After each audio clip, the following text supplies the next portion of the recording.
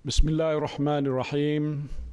Assalamualaikum warahmatullahi wabarakatuh dan salam sejahtera. Apa khabar semua? Saya doakan saudara dan saudari sihat walafiat. Hari ini saya sekali lagi menemui saudara dan saudari di kaca televisyen dan platform media sosial untuk memaklumkan mengenai perkembangan semasa kes-kes jangkitan COVID-19 di negara kita.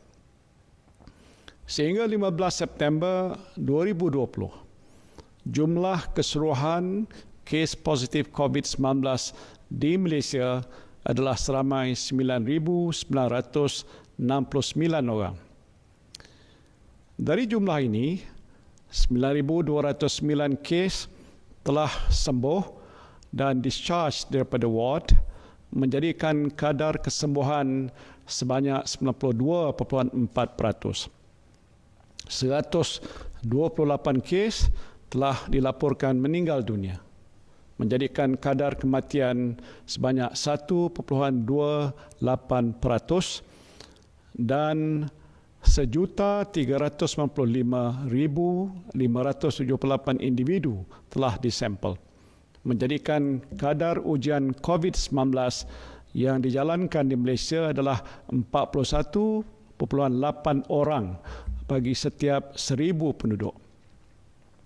Secara keseluruhannya, terdapat 108 kluster yang telah dilaporkan kepada Crisis Preparedness and Response Center atau CPRC kebangsaan. Daripada jumlah ini, 11 kluster masih aktif, manakala baki 97 kluster telah diisytiharkan tamat. Sehingga kini, kluster Seri Petaling yang telah diisytiharkan tamat pada 8 Julai 2020 merupakan kluster yang terbesar jangkitan COVID-19 di negara ini.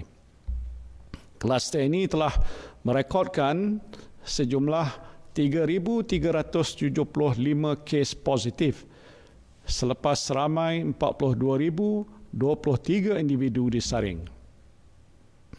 Walaupun negara kita setakat ini telah berjaya menangani penularan wabak COVID-19 dengan baik, saya berasa agak bimbang kerana terdapat peningkatan jumlah kes positif COVID-19 yang agak ketara sejak kebelakangan ini.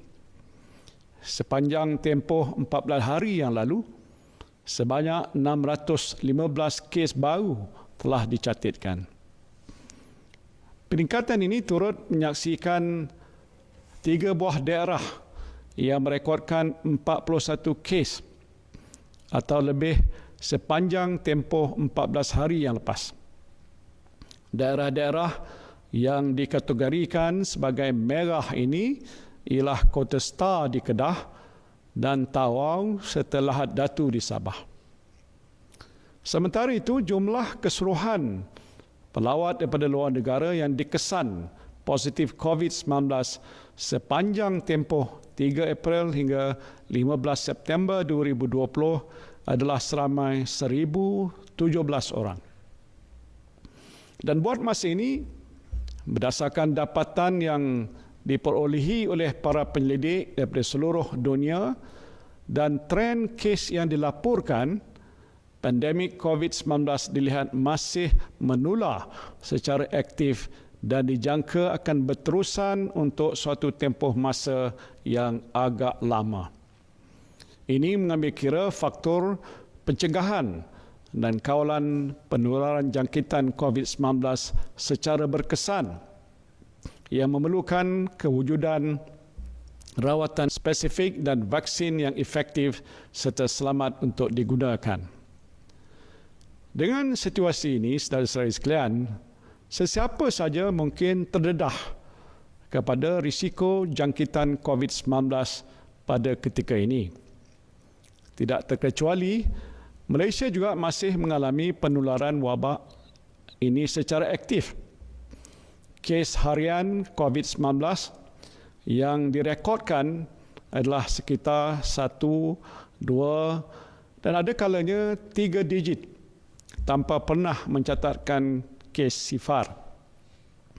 Dan ini memberikan gambaran bahawa rantaian jangkitan COVID-19 di Malaysia masih belum dapat diputuskan sepenuhnya.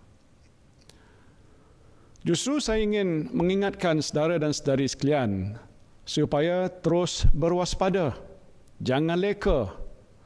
Peraturan-peraturan berkaitan kuarantin, pemakaian penutup hidung dan mulut dan pematuhan kepada SOP masih berkuat kuasa.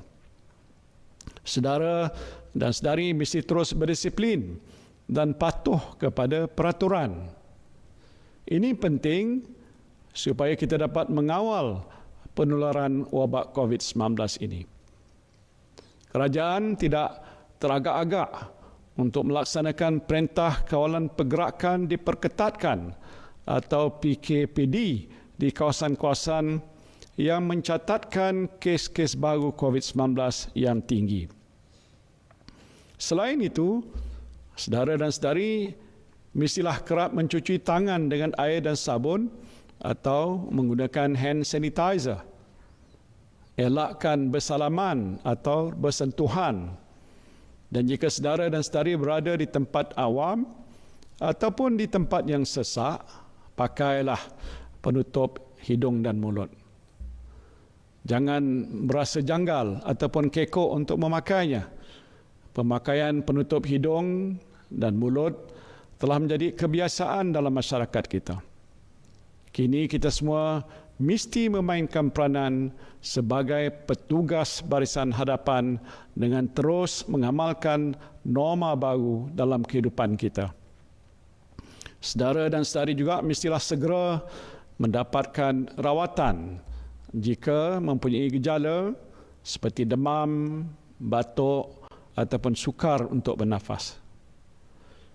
Saudara dan saudari yang saya kasihi sekalian, tanpa rawatan yang spesifik dan vaksin yang berkesan serta selamat untuk menangani penularan jangkitan COVID-19, pembudayaan norma baru yang saudara dan saudari sedang amalkan pada waktu ini adalah suatu langkah yang amat kritikal. Saya berharap norma baru ini akan menjadi kelaziman dalam kehidupan seharian kita. Ini kerana Malaysia masih berada dalam peperangan menentang COVID-19. Dalam situasi ini, disiplin dan pematuhan masyarakat terhadap peraturan dan SOP yang ditetapkan adalah amat penting untuk memutuskan rantaian jangkitan COVID-19.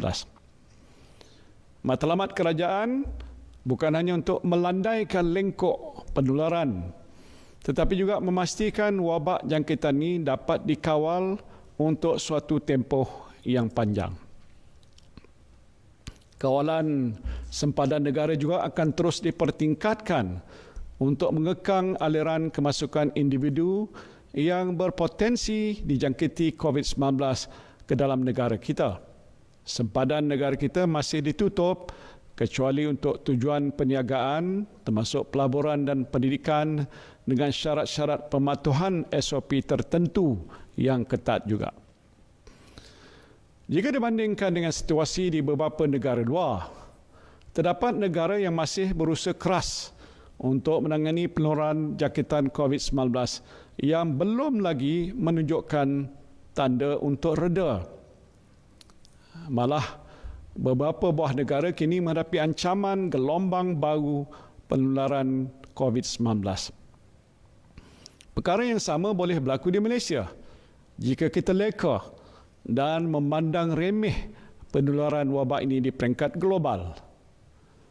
Walaupun kawalan sempadan negara yang ketat menimbulkan sedikit kesukaran khususnya kepada saudara dan saudari yang mempunyai urusan di luar negara, tindakan tegas perlu diambil untuk melindungi rakyat dan negara kita daripada wabak yang mengancam nyawa ini. Kita perlu mengimbangi antara keperluan untuk melindungi nyawa dan kehidupan rakyat Malaysia. We must strike a fine balance between protecting lives and the livelihoods of all Malaysians. Justru kerajaan tidak akan terburu-buru untuk membuka sempadan negara. Malah kawalan sempadan negara kita akan terus diperketatkan, termasuk meningkatkan usaha menghalang kemasukan pendatang asing tanpa izin. Dan saya juga ingin menasihatkan penduduk di negeri Sabah supaya lebih berhati-hati.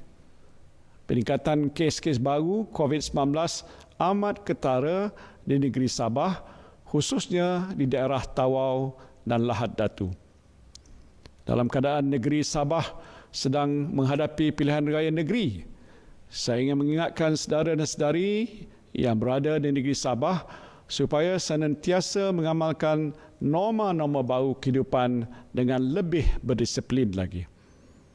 Kepada petugas-petugas pilihan raya, pastikan semua aktiviti kempen dijalankan mengikut SOP yang ditetapkan oleh Kementerian Kesihatan Malaysia dan Majlis Keselamatan Negara. Dalam keadaan biasa, semasa musim pilihan raya ini ramai yang akan berkumpul dan bersalaman.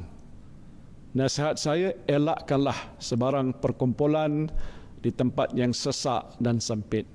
Elakkan juga bersalaman dengan pengundi.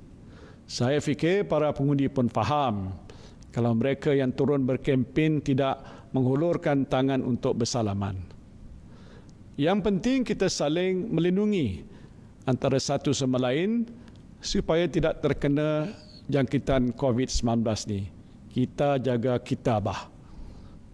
Saudara dan saudari yang saya kasihi sekalian, saya ingin mengingatkan kita semua akan kesan sekiranya kes-kes COVID-19 meningkat dengan mendadak dan PKP terpaksa dilaksanakan semula. Akibatnya tentulah amat buruk kepada kehidupan kita dan ekonomi negara kita. Kita tidak boleh ke mana-mana dan tinggal di rumah sahaja, seperti yang sedang pun dikuatkuasakan di Kota Star Kedah pada masa ini. Nauzubillah. Justru saya berharap kita semua akan terus cekal, tabah dan berdisiplin dalam menghadapi penularan wabak COVID-19. Ingatkan diri kita supaya terus membudayakan amalan norma-norma baru kehidupan. Selain tindakan-tindakan yang diambil oleh kerajaan, amalan norma baru kehidupan oleh saudara dan saudari sekalian adalah faktor yang amat penting dalam usaha kita untuk memutuskan rantaian jangkitan COVID-19 ini. Oleh itu, berhati-hatilah.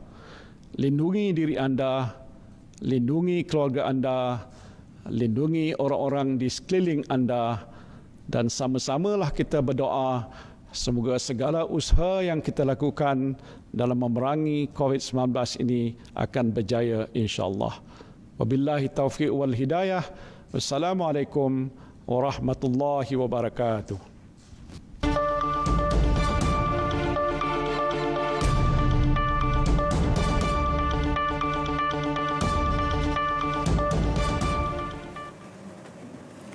Ya, berita perdana diteruskan dengan situasi semasa COVID-19.